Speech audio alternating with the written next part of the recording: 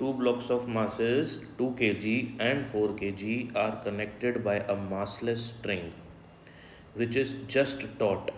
Now two forces on the blocks are 3 Newton and 40 Newton are applied.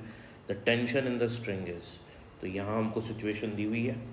यहाँ पे surface पे जो friction है डियर स्टूडेंट्स वो है 0.4 का कोएफिशिएंट और फ्रिक्शन, और यहाँ पे 0.3 का. ये 2 kg का ब्लॉक, ये 4 kg का ब्लॉक. यहाँ पे 14 न्यूटन का फोर्स लग रहा है और यहाँ पे 3 न्यूटन का फोर्स लग रहा है. तो हमको बताने की इस स्ट्रिंग में कितनी टेंशन आएगी. सबसे पहले हमको ये चेक करना है कि क्या ये ब्लॉक मूव हो पाएगा, क्योंकि ये ब्लॉक मूव तभी हो पाएगा जब इन दोनों के बीच में जो इंटरलॉकिंग्स होंगी वो ब्रेक हो जाए.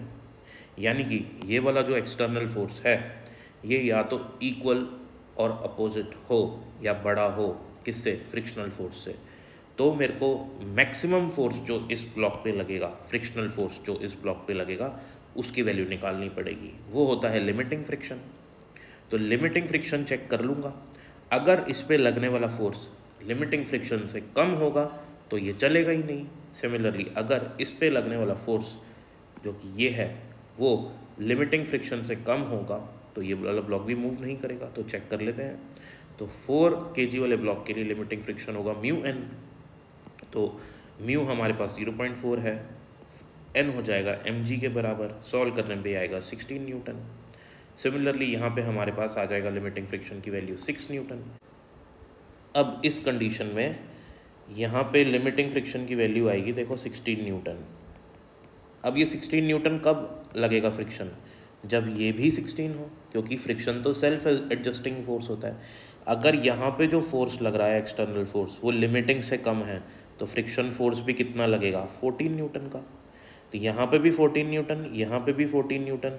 तो स्ट्रिंग में टेंशन ही नहीं आएगी, कोई खिंचाव ही नहीं आएगा, क्योंकि ये दोनों फोर्सेस बैलेंस होंगे, कैंसिल कर देंगे. यहाँ पे भी 3 न्यूटन, तो यहाँ पे भी फ्रिक्शन फोर्स कितना आएगा, 3 न्यूटन. ये दोनों फोर्सेस भी एक दूसरे को क्या कर देंगे, कैंसिल कर देंगे, क्योंकि इस वाले ब्लॉक के लिए लिमिटिंग फ्रिक्शन है 6 न्यूटन, है ना. तो जब तक एक्सटर्नल फोर्स 6 न्यूटन तक नहीं होता तब तक जो जो हमारे पास एक्सटर्नल फोर्स लग रहा है वही हमारे पास फ्रिक्शन फोर्स होएगा. तो यहाँ पे फ्रिक्शन फोर्स होएगा 3 न्यूटन और इस कंडीशन में फ्रिक्शन फोर्स होगा 14 न्यूटन. दोनों फोर्सेस इन दोनों को कैंसिल कर देंगे तो स्प्रिंग में कोई खिंचाव ही नहीं आएगा. इसलिए हमारे पास जो फाइनल आंसर आएगा वो आएगी टेंशन बराबर 0. Thank you for watching.